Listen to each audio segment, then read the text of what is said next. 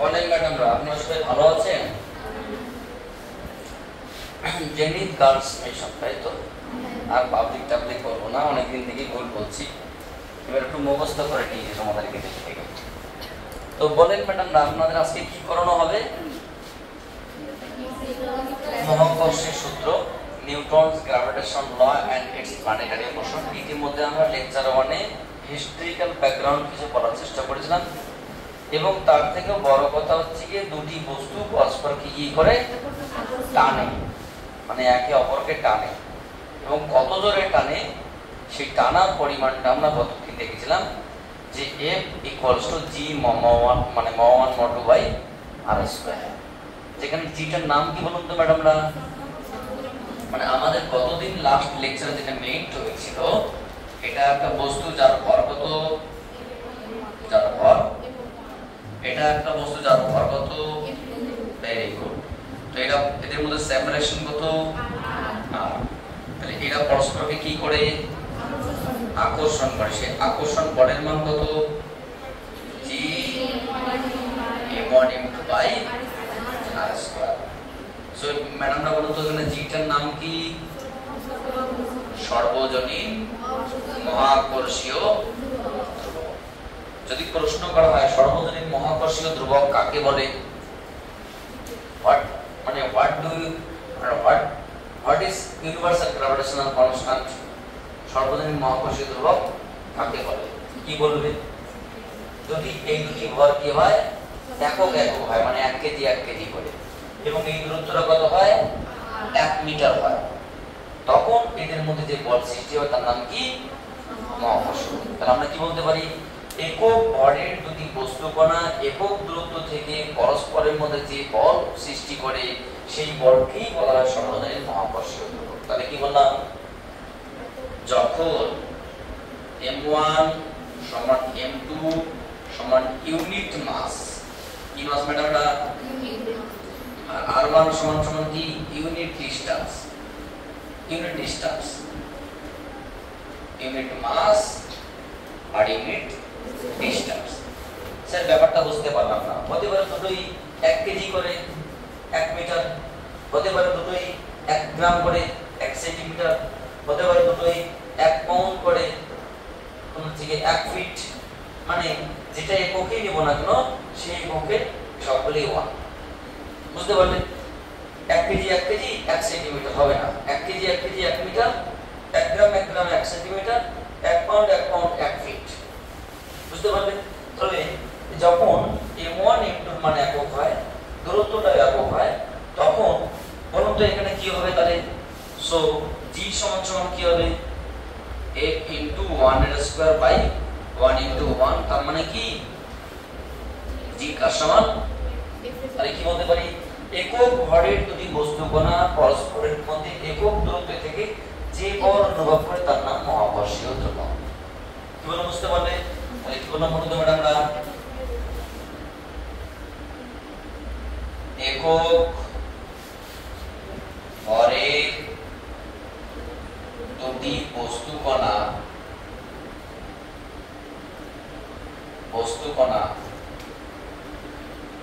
পরস্পরের মধ্যে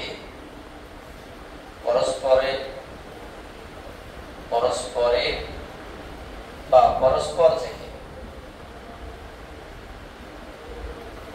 বস্তুকণার দূরত্ব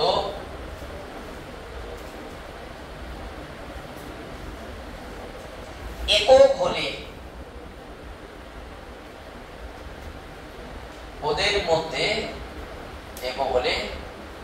ওদের মধ্যে যে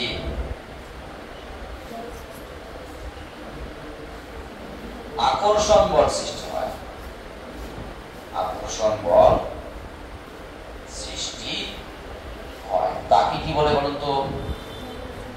তাকে মহাকর্ষীয় ধ্রুবক বলে। ইউনিভার্সাল গ্র্যাভিটেশনাল কনস্ট্যান্ট, যার মান আমরা দেখেছিলাম, যার একক দেখেছিলাম, যার রাশি দেখেছিলাম, এক্সেট্রা দেখেছি, সেখানে সবগুলো আমরা গত কালকের লেকচারে আমরা দেখেছিলাম যে g এর মান কি, CGS 6.67 10⁻⁻⁸ গ্রাম এক্সেট্রা। তোমার গ্রাম কি বলতো, time cm square gram inverse 2। এই সাইডে কি ছিল, newton metre square kg inverse 2। FPS কি ছিল, poundal feet square pound inverse বা এলবি ইনভার্স 2 এক্সেট্রা। মানে একক মাত্রা রাশি ছিল। এবার যে আমাদের এখান থেকে আলোচনার বিষয়টা কি, এবার আমাদের এখানে আলোচনার বিষয় হচ্ছে কি যে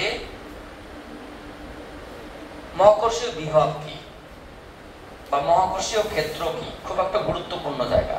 আমরা দুটো জিনিস শিখব, মহাকর্ষীয় ক্ষেত্র কি আর মহাকর্ষীয় বিভব কি। দেখো এই পেনটাকে আমি ছেড়ে দিলাম, কি হয়ে গেল, পড়ে গেল। আমি আরো উপর থেকে ছেড়ে দিলাম, তবু আরো উপর থেকে ছেড়ে দিলাম, আরো উপর থেকে অনেক দূরে নিয়ে গিয়ে ছেড়ে দিলাম, আর আসছে না। তার মানে কি, পৃথিবী যে গ্রহটা আছে সারা ব্রহ্মাণ্ড জুড়ে তার প্রভাব নেই। মানে সবাইকে যে টেনে কেন্দ্রের দিকে নিয়ে আসবে এই প্রভাব নেই, একটা জায়গা পরে তার প্রভাব শূন্য। তাহলে পৃথিবী যে অন্য অন্য বস্তুকে আকর্ষণ করছে, প্রত্যেকে আকর্ষণ করছে। আমি পৃথিবীকে টানছি, তুমি পৃথিবীকে টানছো, তুমি আমাকে টানছো, আমি তোমাকে টানছি, আমি মানে ঘরকে টানছি, ঘর আমাকে টানছে এক্সেট্রা। তাহলে পৃথিবী যে পেনটাকে টানছে, পেনও পৃথিবী টানছে, কিন্তু এই টানের যে মানটা একসময় আস্তে আস্তে কি হবে, দুর্বল হয়ে যাবে। যত দূরত্ব বাড়বে কি বলটা আস্তে আস্তে কমবে, এবং দূরত্ব আরো বাড়লে বলটা, এবং একসময় কি বলটা শূন্য হয়ে যাবে। ফলে কি কেউ কারো কাছে আসবে না। অর্থাৎ যেখানে মহাশূন্য বলা হয়, যেখানে কোনো গ্র্যাভিটি নেই, যেখানে কোনো কারোর কেন্দ্রের টান নেই, তাহলে সেখানে কি হবে, সেখানে পেনকে ছেড়ে দিলে পেন আর পৃথিবীর দিকে আসবে না। তার মানে পৃথিবী যে গ্রহটা আছে, এই গ্রহটা চারিদিকে যতটা জায়গা জুড়ে, মানে গ্রহ থেকে চারিদিকে ফাঁকা জায়গা, যতটা জায়গা জুড়ে অন্য কোনো বস্তুকে কাছের দিকে টানতে পারে, সেই জায়গাটার নাম হচ্ছে মহাকর্ষীয় ক্ষেত্র। ব্যাপারটা বুঝতে পারবে না, ব্যাপারটা তোমাকে একটা ছোট্ট একটা উদাহরণ দিয়ে ক্লিয়ার হয়ে যাবে। ধরে নাও আমি এই ক্লাসের মধ্যে আছি, তুমি আমার ক্লাসে আছো, তাহলে আমার প্রভাব কিন্তু এখন ক্লাসের মধ্যে আছে। মানে আমি এখন তাহলে তোমাকে পেটাতেও পারি, তোমাকে আছাড়ও মারতে পারি, কারণ তুমি এখন আমার আয়ত্তে আছো। অর্থাৎ আমার ক্ষেত্র কি ক্লাসের মধ্যে, কিন্তু রাস্তায় গিয়ে আমার প্রভাব শূন্য। সেটা কেউ রেসপেক্ট করতে আলাদা বলছে, কিন্তু আমি এই প্রভাবটা রাস্তায় গিয়ে দেখাতে পারবো না, কারণ ক্লাসরুমে আমার প্রভাব আছে। বাড়িতে তোমার যে কর্তা আছে, সেই কর্তার প্রভাব তোমার বাড়ির মধ্যেই আছে। তোমার কর্তা যদি অন্য জায়গায় ঝামেলা করে, হয়তো মার খেয়ে চলে আসবে। তোমার ধরনের যে গ্রাম আছে, গ্রামের একটা উদাহরণ বলি, ধরো আমি একটা গ্রামে বাস করি, তুমি একটা গ্রামে বাস করো। আমার খুব ইচ্ছা যে কাউকে খুন করবো, এবং কি করলাম, তোমার গ্রামে গিয়ে তোমাকে ছুরি মেরে চলে আসলাম, মানে খুন করে চলে আসলাম। এবার তোমার পরিবারের লোকগুলো খুব ক্ষিপ্ত হয়ে আছে আমার উপর, কিন্তু বিষয়টা কি, আমি তো তোমার গ্রামের লোক নই। তুমি যখন আমার গ্রামে আসবে, অ্যাটলিস্ট আমার গ্রামের তো আপনার প্রধান বা পঞ্চায়েত রয়েছে, সে তোমাকে বাধা দেবে বা কি হয়েছে না হয়েছে আমাকে বলো। অর্থাৎ তোমাকে অন্য গ্রামে যদি প্রোটেকশন নিতে হয় বা অন্য গ্রামে কোনো কিছু মানে প্রতিবাদ করতে হয়, তাহলে কি বিশেষ কিছু ব্যক্তিদের সঙ্গে যোগাযোগ করতে হয়। মানে এটা বলার উদ্দেশ্য, এই গ্রামের আন্ডারে কি আছে, পঞ্চায়েত আছে, অর্থাৎ পঞ্চায়েতের আন্ডারে গ্রামটা আছে, তাহলে পঞ্চায়েতের প্রভাব কি এই গ্রামের মধ্যেই সীমাবদ্ধ। এই যদি আবার অন্য গ্রামে গিয়ে লাফালাফি করে, সেখানে হয়তো গিয়ে মার খেয়ে চলে আসবে। তাহলে একটা পঞ্চায়েতের আন্ডার যতগুলো বাড়ি থাকে, সেটাকে পঞ্চায়েতের ক্ষেত্র করা যেতে পারে। একটা জেলা পরিষদের আন্ডারে যতগুলো মানে জায়গা থাকে, সেই জায়গাটাকে জেলা পরিষদের ক্ষেত্র করা যেতে পারে। একটা রাজ্যের আন্ডারে যতটা জায়গা থাকে, সেটাকে সিএম এর বা মানে মুখ্যমন্ত্রীর ক্ষেত্র করা যেতে পারে। একটা দেশের যতটা জায়গা আছে, সবটাকে প্রধানমন্ত্রীর ক্ষেত্র করা যেতে পারে। ঠিক একই রকম পৃথিবীর জন্য যতটা জায়গায়, যতটা স্থানে পৃথিবী অন্য কোনো বস্তুকে তার কেন্দ্রের দিকে টানছে, সেই জায়গাটার নাম কি, পৃথিবীর ক্ষেত্র। যেহেতু টানের জন্য বলছে, এটার নাম মহাকর্ষীয় ক্ষেত্র। জায়গা কি বললাম বুঝতে পারলে? তাহলে মহাকর্ষীয় ক্ষেত্র কি, আমি মহাকর্ষীয় ক্ষেত্র প্রাবল্য বলিনি, তিনটে জিনিস আছে। নাম্বার 1 মহাকর্ষীয় ক্ষেত্র, নাম্বার 2 মহাকর্ষীয় ক্ষেত্র প্রাবল্য, নাম্বার 3 বিভব মানে মহাকর্ষীয় বিভব। তিনটে জিনিস আমরা শিখবো। বুঝতে পারলে না? মহাকর্ষীয় ক্ষেত্র কি বলতো, একটা জায়গার নাম, একটা স্থানের নাম, একটা অঞ্চলের নাম, একটা স্পেসের নাম। বোঝা গেল না? মহাকর্ষীয় ক্ষেত্রটা কি, একটা জায়গার নাম, একটা স্থানের নাম, একটা ক্ষেত্রের নাম। আমি এখানে একটা মোমবাতি জ্বালালাম, আলোকিত হয়ে গেল ঘরটা। আচ্ছা, এই আলো কি উপরের ঘরে পৌঁছে গেছে? তাহলে মোমবাতির ক্ষেত্র কতটুকু? এই ঘর। উপরের ঘর তো মোমবাতির ক্ষেত্রে নেই। আর যদি দেওয়াল ভেঙে দেওয়া, সে ব্যাপারটা আলাদা। তাহলে মোমবাতি যতটা জায়গায় তার আলো দ্বারা আলোকিত করতে পারছে, তার নাম কি? মোমবাতির ক্ষেত্র বা লাইটের ক্ষেত্র। আমার সাউন্ড যতদূর পর্যন্ত যাচ্ছে, তার নাম কি? শব্দের ক্ষেত্র। আমার দৃষ্টি যতদূর পর্যন্ত যাচ্ছে, আমার দৃষ্টি ক্ষেত্র। আমার হাত যতদূর পর্যন্ত যাচ্ছে, আমার হাতের হাতের লাভালাভির ক্ষেত্র। ঠিক একই রকম ধরতি, পৃথিবী তার চারিদিকে যতটা জায়গা জুড়ে পৃথিবী অন্য কোনো বস্তুকে টানতে পারছে, মানে যতটুকু জায়গা জুড়ে তার প্রভাব আছে, সেই জায়গাটার নাম কি? মহাকর্ষীয় ক্ষেত্র। বুঝতে পারলি না? বুঝতে পারলি না? অর্থাৎ আমরা কি শিখলাম বলুন তো ম্যাডামরা? মহাকর্ষীয়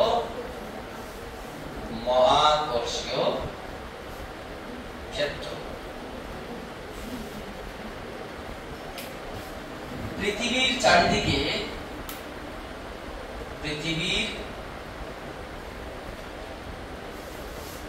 বা কোন গ্রহে বা উপগ্রহে, যাই বলো না কেন, কোন স্টারের চারিদিকে যতটা জায়গা জুড়ে বা কতটা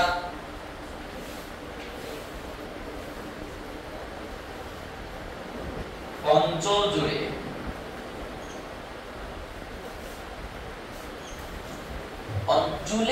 অঞ্চল জুড়ে পৃথিবীর তার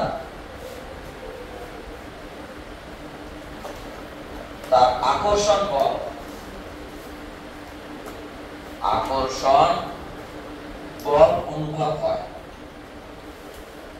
অনুভব করে সেই অঞ্চলকে কি বলে বলুন তো ম্যাডামরা? মহাকর্ষীয় ক্ষেত্র বলে। তাহলে মহাকর্ষীয় ক্ষেত্রটা কি? একটা জায়গার নাম বা একটা স্থানের নাম বা একটা বিষয়। এবার আমাদের যে টপিকটা জানতে হবে, মহাকর্ষীয় ক্ষেত্র প্রাবল্য। মহাকর্ষীয়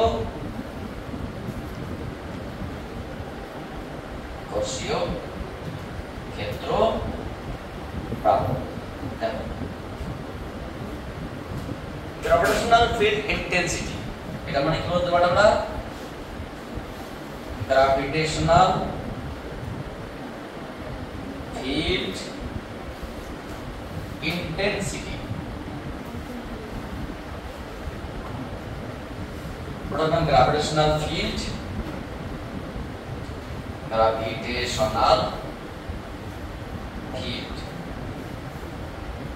আর এটা কি? Gravitational field intensity. এবার বিষয়টা পরিষ্কার করে বোঝার চেষ্টা করো। তাহলে আমার ক্ষেত্র এই ঘরের মধ্যে আছে, ঠিক আছে? এবার তোমরা আমার আন্ডারে আছো। এবার আমার আন্ডারে যদি একক কোনো বস্তু বা একক কোনো ব্যক্তি থাকে, সে আমার দ্বারা যতটা প্রভাব বিস্তার হচ্ছে, তার নাম আমার ক্ষেত্র প্রাবল্য। আশা করি বুঝতে পারো না বিষয়টা এরকম। একক ভরের কোনো বস্তুকে এই ক্ষেত্রের মধ্যে রাখলে, মহাকর্ষীয় ক্ষেত্রের মধ্যে রাখলে, মানে যেখানে সে টান অনুভব করে, এই পৃথিবীর যতটা জায়গা জুড়ে তার প্রভাব আছে, সেই জায়গার যে কোনো জায়গাতে, সেই অঞ্চলের যে কোনো জায়গাতে আমি একটা কি রাখলাম? একক ভরের বস্তু। সেটা 1 কেজি হতে পারে, 1 গ্রাম হতে পারে, 1 পাউন্ড হতে পারে। মানে পৃথিবীর ভরকে আমরা যে এককে ভাবছি, পৃথিবীর ভরকে যদি আমরা কেজি এককে ভাবি, তাহলে 1 কেজি ভরের বস্তু। পৃথিবীর ভরকে যদি আমরা পাউন্ড এককে ভাবি, তাহলে 1 পাউন্ড ভরের বস্তু। আর পৃথিবীর ভরকে যদি আমরা গ্রাম এককে ভাবি, তাহলে 1 গ্রাম ভরের বস্তু। তাহলে পৃথিবীর চারিদিকে যতটা জায়গা জুড়ে তার প্রভাব আছে, সেই জায়গাটার নাম কি? মহাকর্ষীয় ক্ষেত্র। ওই ক্ষেত্রের মধ্যে আমরা কি রাখবো? একক ভরের বস্তু। একক ভরের বস্তু রাখাতে সে একটা নিজের যে কি অনুভব করবে? একটা টান অনুভব করবে। কেউ না কেউ টানছে আমাকে। যে টান অনুভব করে, সেই টানটার নাম কি? মহাকর্ষীয় ক্ষেত্র প্রাবল্য। সংজ্ঞাটা হবে? মহাকর্ষীয় ক্ষেত্রের মধ্যে একক বলের বস্তুকে রাখলে ওই একক বলের বস্তুটি যে বল অনুভব করে বা যে টান অনুভব করে তাকে বলা হয় মহাকর্ষীয় ক্ষেত্র প্রাবল্য। বোঝা গেল না? কেন না? তাহলে বিষয়টা কি হলো? তেল নেই ম্যাডাম, কি বলবো, মহাকর্ষীয় ক্ষেত্রের মধ্যে একক ভরের কোন বস্তুকে রাখলে ওই বস্তু যে বল অনুভব করে, যে আকর্ষণ বল, যে বল বলতে কি বলবো? আকর্ষণ বল। আকর্ষণ এখানে হবে সিজি, যে আকর্ষণ বল অনুভব করে তাকে মহাকর্ষীয় ক্ষেত্র প্রাবল্য বলে। কিছু বুঝতে পারলে ম্যাডাম না? মহাকর্ষীয় ক্ষেত্রটা কি? যেখানে তার প্রভাব থাকে সেই জায়গাটার নাম মহাকর্ষীয় ক্ষেত্র। সেই ক্ষেত্রের মধ্যে আমরা কি রাখবো? একক ভরের বস্তু। সে যে বল অনুভব করে তার নাম কি? মহাকর্ষীয় ক্ষেত্র প্রাবল্য। ধরে নাও আমি তোমাকে সিম্পল ভাবে একটা কথা বলছি, এখানে একটা বস্তু আছে, বা এটা ধরো পৃথিবী বা গ্রহ, ঠিক আছে? পৃথিবীর ভর কত ম্যাডাম? Capital M। এখানে ছোট্ট একটা বস্তু আছে যার ভর কত? Small m। এদের মধ্যে সেপারেশন কত? r। বলতো ম্যাডাম এদের মধ্যে ক্রিয়াশীল বল কত? এদের মধ্যে ক্রিয়াশীল বল নিউটন মহাকর্ষীয় সূত্র অনুসারে F সমান কি? g into capital M small m by. কারণ প্রবলেম নেই। এবার প্রশ্ন হচ্ছে এটা ইকুয়েশন নাম্বার 1। আচ্ছা, কে কাকে টানছে? কে কাকে টানছে? দুজনকেই টানছে। এ ওকে টানছে, ও একে টানছে। আমি যদি পেনটাকে ছেড়ে দেই তাহলে পেন পৃথিবীকে টানবে না পৃথিবী পেনকে টানবে? দুজনকে টানছে। তাহলে পেন কোন দিকে গেল? পৃথিবীর দিকে গেল। আচ্ছা, পৃথিবী পেনের দিকে আসলো না কেন? আপনি তো নিজেই বললেন যে দুজনকে টানছে, তো পৃথিবীও তো আসতে পারতো, তাই না? আমার প্রশ্ন হচ্ছে কি, খুব সহজ। আপনি বললেন স্যার দুজনকে টানছে, সত্য কথা মানলাম, ঠিক আছে। তাহলে পেনকে যখন ছেড়ে দিলাম তা পেন পৃথিবীর দিকে গেল। পৃথিবীর কি দোষ? উপরে আসছে না? ওর কি এতটাই অহংকার? আসবে না কেন? কি সমস্যা? কোন জায়গায় সমস্যা? আচ্ছা, পেনের জন্য আসবে না, ঘর বাড়ি অনেক কিছু তো আছে, কারণ না করার জন্য আসবে। পৃথিবী পেনের দিকে কেন? কারণ পেন পৃথিবীকে টেনেছে, পৃথিবী পেনকে টেনেছে। তবে পেনের প্রতি পৃথিবীর যে টান, সেটা পৃথিবী থেকে প্রতি পেনের টানের অপেক্ষা বহুগুণ বেশি। একটা ছোট এক্সাম্পল, একটা ছোট্ট ছাগলের বাচ্চা আর একটা বিশাল বড় হাতি। ছাগলের বাচ্চা একটা ঠ্যাঙের মধ্যে দড়ি বাঁধলাম, হাতির ঠ্যাঙের মধ্যে একটা দড়ি বাঁধলাম।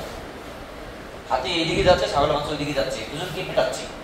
ছাগলের বাচ্চা যতই টানুক না কেন তবুও হাতির টানে সে ওইদিকে যায়। মানে বিষয়টা বুঝতে পারলেন? হাতি ছাগলের বাচ্চাকে টানছে আর ছাগলের বাচ্চা হাতিকে টানছে। এমন না যে ছাগলের বাচ্চা হাতিকে টানছে না, কিন্তু হাতির টান এতটাই বেশি, ছাগলের বাচ্চা টানা না টানা দুটোই সমান, ওর দিকেই যেতে হবে। এটা একটা হাতি, ছাগলের বাচ্চা। অথবা একটা ছোট একটা ছাগলের বাচ্চা একটা বিশাল বড় হাতি পরস্পরকে গুতুগুতি করছে। ছাগলের বাচ্চা যতই গুতুক না কেন আলটিমেটলি সে পেছবেই, কারণ হাতির গুতুনিতে বুঝতেই পারছো, এ তো আর ছোটখাটো ব্যক্তির গুতুনি নয়, এটা হাতির গুতুনি। তাহলে এখানে দাঁড়ালো কি, এর গুতুনিটাকে হাতির গুতুনি, তার ছাগলের বাচ্চার গুতুনি। দেখো বিষয়টা বুঝতে পারলে খুব ভালো, না বুঝতে পারলে সমস্যা। কখনোই বলবে না যে পেন পৃথিবী টানছে না, পেন অবশ্যই পৃথিবী টানছে, কিন্তু পেনের টান ছাগলের বাচ্চার থেকেও ছোট, আর পৃথিবী টান হাতির থেকেও বড়। মশা যদি হাতিকে বলে চল চল, তাহলে কি হবে? ও একটা লেজ দিয়ে আছাড় মারলে মশা বলে নেই, আমি আর নেই, আমি এখান থেকে মরে গেলাম। তাহলে এখানে বিষয়টা হচ্ছে দুজন দুজনকেই টানছে, দুজন দুজনকেই।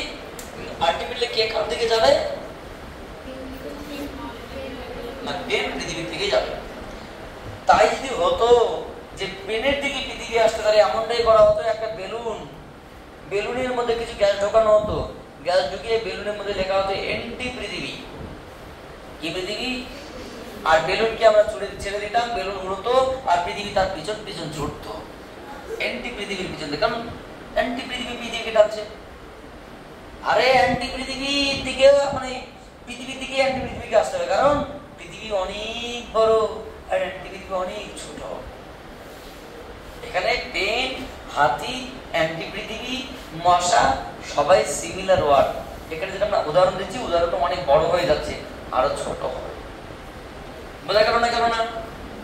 তাহলে কে কাকে টানছে? বলতে গেলে দুজন দুজনকে টানছে, কিন্তু মেইনলি পৃথিবী পেনকেই টানছে। তাই কোন দিকে ছুটছে পেনটা? পৃথিবীর দিকে ছুটছে। কত ত্বরণে ছুটছে? জি ত্বরণে ছুটছে। মানে আমরা যখন পেনকে ছেড়ে দেবো কত ত্বরণে ছুটছে? জি ত্বরণে। আমরা জানি এ ত্বরণে ছুটে, এখানে ত্বরণটা কত? গ্র্যাভিটেশনাল অ্যাক্সিলারেশন জি। তাহলে কত ত্বরণে চলছে?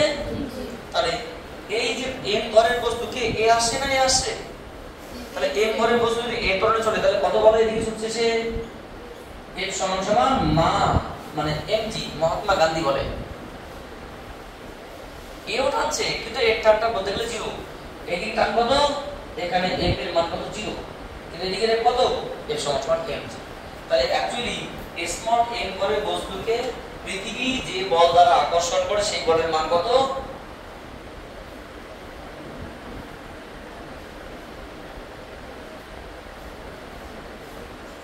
আবার স্মল এম ভরের বস্তুকে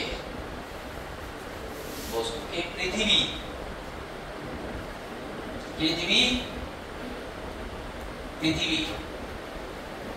যে বল দ্বারা আকর্ষণ করে,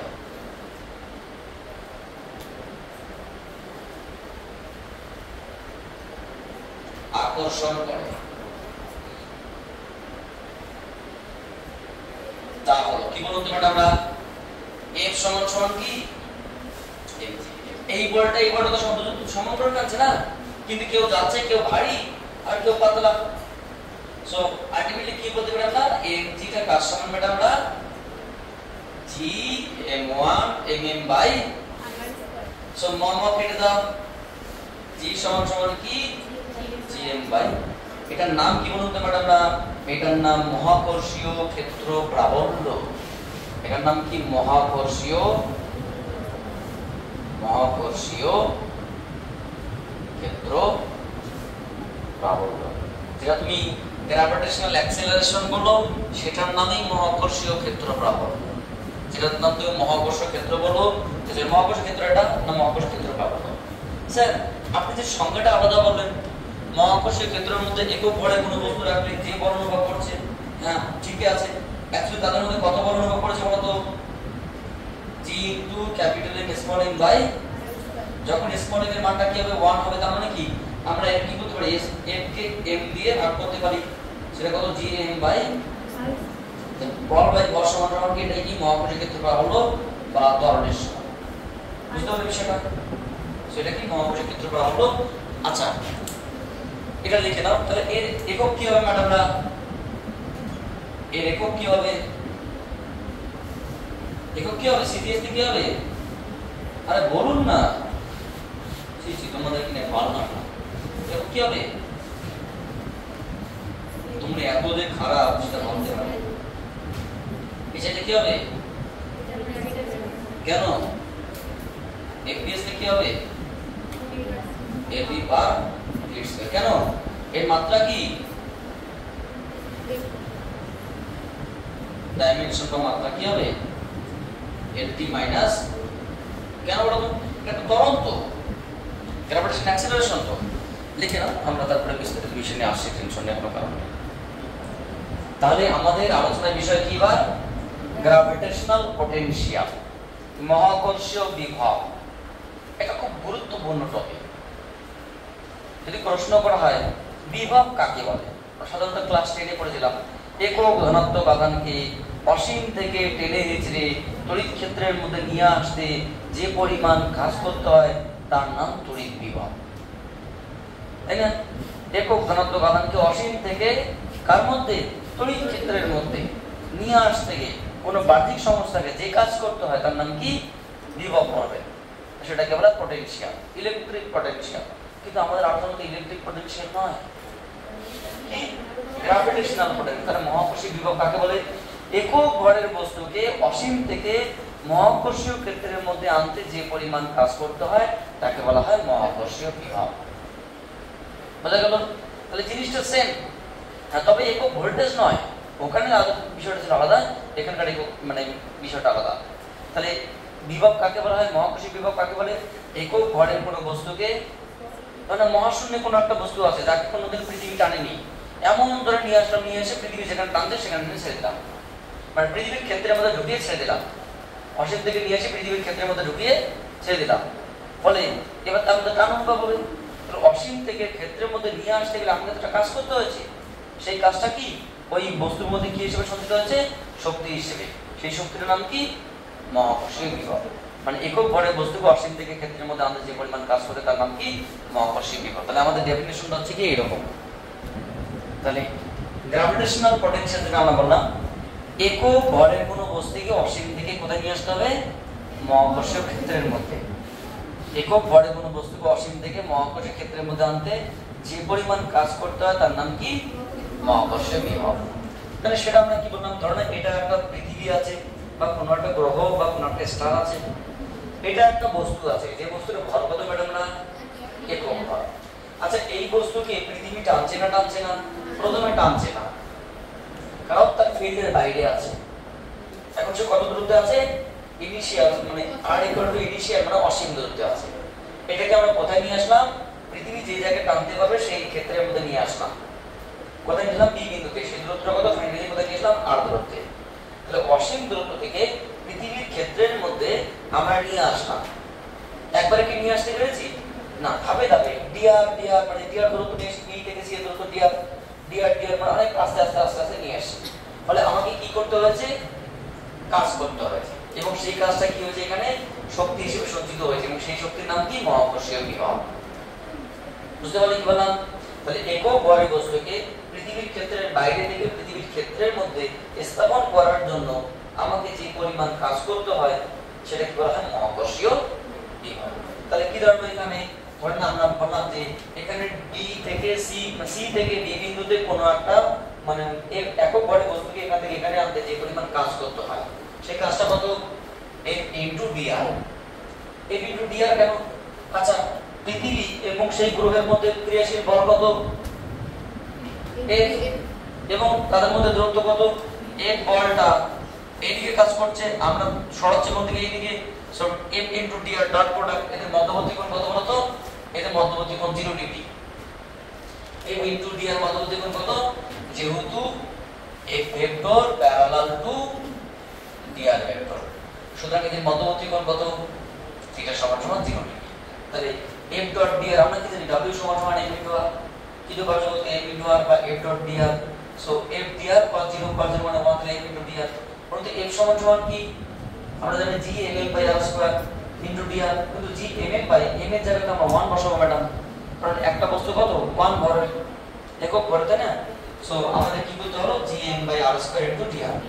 এটা কত কার্য, কতটুকুর জন্য, এই b c থেকে b তে আসার জন্য যে কাজটা হলো সেই কাজটা এতটা। আমাদের কি c থেকে b তে আসতে হবে না, অসীম থেকে ক্ষেত্রের মধ্যে বলতে অসীম থেকে r দূরত্বের মধ্যে নিয়ে আসতে হবে। তাহলে অসীম থেকে ক্ষেত্রের মধ্যে নিয়ে আসতে গেলে মোট যে কার্য, সেই কার্যটার নাম কি, বিভব হবে। অ্যাকচুয়ালি v সমান সমান কি, টোটাল কার্যটাই হচ্ছে তোমার বিভব হবে। যদি আমরা এটাকে ইন্টিগ্রেশন করি কোথায়, অসীম থেকে r দূরত্বের মধ্যে। তাহলে অসীম থেকে r দূরত্বের মধ্যে আমরা এটাকে ইন্টিগ্রেশন করা, মানে এটাকে ইন্টিগ্রেশন করা, dw যদি আমরা মানটা বসে লেখা আসবে। সো gm একটা ধ্রুবক সঙ্গে বের করে দিলাম। So dr by r square, lower limit কত, ইনিশিয়াল, আপার লিমিট কত, ফাইনাল।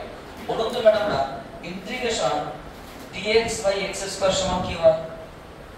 আমরা কি এটা লিখতে পারি যে x to the power -2 into dx? আমরা কি এটা লিখতে পারি x to the power -2 plus 1 by -2 plus 1 সমান সমান কি x to the power -1 by -1 মানে -1 বাই x? বুঝতে পারলে? অনুরূপভাবে এটা কি -1 বাই r আসবে। লোয়ার লিমিট কত? লোয়ার লিমিট তোমার হচ্ছে কি r ইনিশিয়াল আর আপার লিমিট কত? r final. সো কি দাঁড়ালো এখানে? এটা মাইনাস থেকে বের করে দিলাম, আপার লিমিটটাকে বসিয়ে দিলাম এখানে r এর জায়গায়, তারপর লোয়ার লিমিট বসালাম আপার লিমিট মাইনাস লোয়ার লিমিট, এবং আপার লিমিট এক্স্যাক্টলি কত? r। ফাইনালে কত এসে পৌঁছলো? r এ। কোথা থেকে আসছে? শুরুতে অসীম ছিল, শেষে কোথায় এসে পৌঁছলো? r এ। সো এখানে এই মানটা কত? r। সো আলটিমেটলি কি আসলো? এটা মহাকর্ষীয় বিভব বা গ্র্যাভিটেশনাল পোটেনশিয়াল। তোমাদের এখানে আরো অনেক কিছু বিষয় আছে, তোমাদের মাঝখানে ছোট্ট ভ্যাকেশন রয়েছে, হ্যাঁ তোমরা ভ্যাকেশনটা কেটে আসো, তারপরে আমরা এই মহাকর্ষীয় বিভব এবং মহাকর্ষীয় স্থিতিশক্তি এবং স্পেশালি আমরা এর আগের ক্লাসে বলতে 1 নম্বর লেকচারে যেটা বলছিলাম যে জি এর পরিবর্তন মনে আছে? স্মল জি উচ্চতার সঙ্গে সঙ্গে গভীরতার সঙ্গে সঙ্গে আর্নিক গতির জন্য পৃথিবীর আকৃতির জন্য, ওটাই পরবর্তী ক্লাসের সবথেকে মুখ্য আলোচনা হতে যাচ্ছে এবং সেটা একটা গুরুত্বপূর্ণ ক্লাস, কারণ আমাদের 3টা আলোচনার মধ্যে একটা আলোচনা। বুঝতে পারলে কি বললাম? তো আমি তোমাদের সাথে ছোট্ট একটু ইন্ট্রোডাকশন করে দিচ্ছি, তোমরা যদি কিছু বলার থেকে বলো, আর না বলার থেকে বলবে না, কি আর বলবো। সো তোমরা কি প্রত্যেকে ভালো আছো না ভালো নেই? ভালো আছো। সো থ্যাংক ইউ প্রত্যেকে ভালো থাকার জন্য। তো তোমরা কি বুঝতে পারছো ম্যাডামরা ক্লাস, না বুঝতে পারছো না? বুঝতে পারছো। তোমাদের ছুটি কবে আর খুলবে কবে? আরে বাপরে, 15 দিন 16 দিন ছুটি দিয়ে, এতদিন ছুটি থাকলে কি করে আমাদের ক্লাস চলবে কি করে? ঠিক আছে, thank you for watching my video and wait for my next class.